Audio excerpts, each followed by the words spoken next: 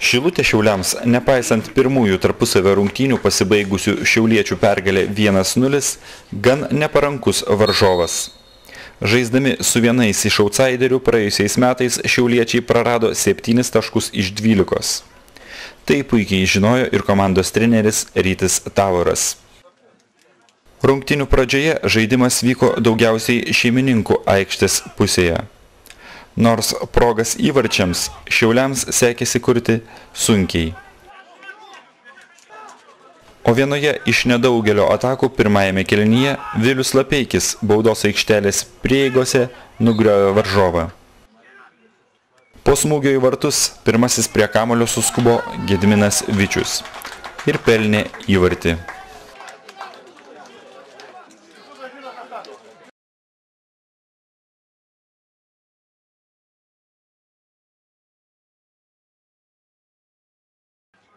Netrukus savo meistriškumą pademonstravo Giedrius Arlauskis, atrėmęs stiprų Mariaus Bezikornovo smūgį.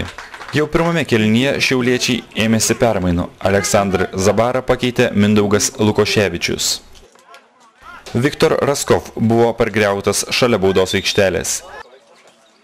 Teisė smūgiuoti patikėta Mantui Kukliui,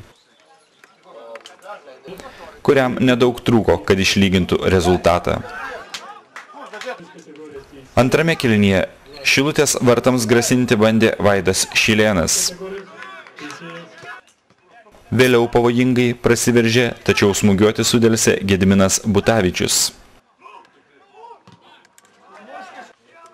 Ir kiek netiksliai smūgiavo Intars Kirchners. Tačiau pastangas išlyginti rezultatą nubraukė dar viena klaida gynyboje. Giedrius Arlauskis išmušdamas kamuolį kliudė varžovą, už ką į jo vartus skirtas baudinys.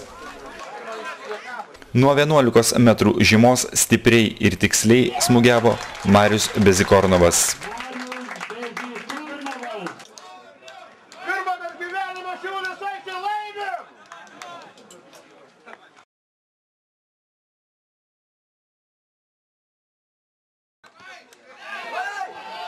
Netrukus Šiaulių vartininkas išgelbėjo komandą nuo trečiojo įvarčio.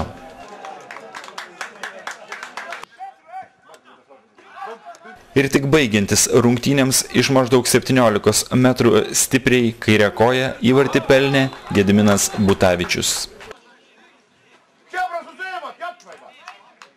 Deja, šis Gedimino įvartis buvo vienintelis į Šilutės vartus tą dieną. Šiauliečiai dar bandė išlyginti rezultatą, tačiau nepavyko. Trenerių ir futbolininkų mintis po rungtynių.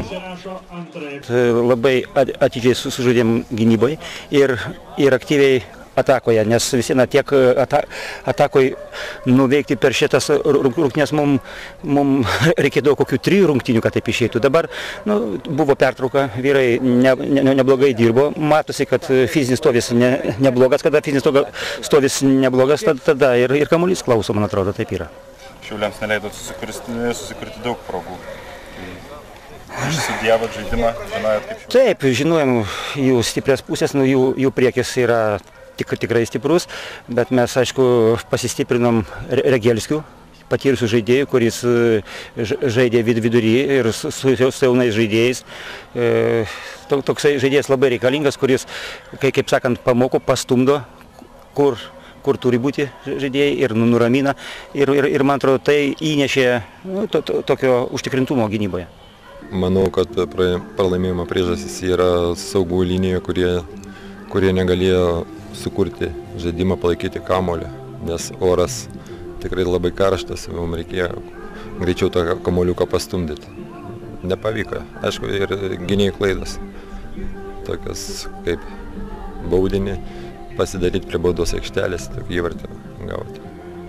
Po to 11 metrų irgi, klaidas, grubės klaidas.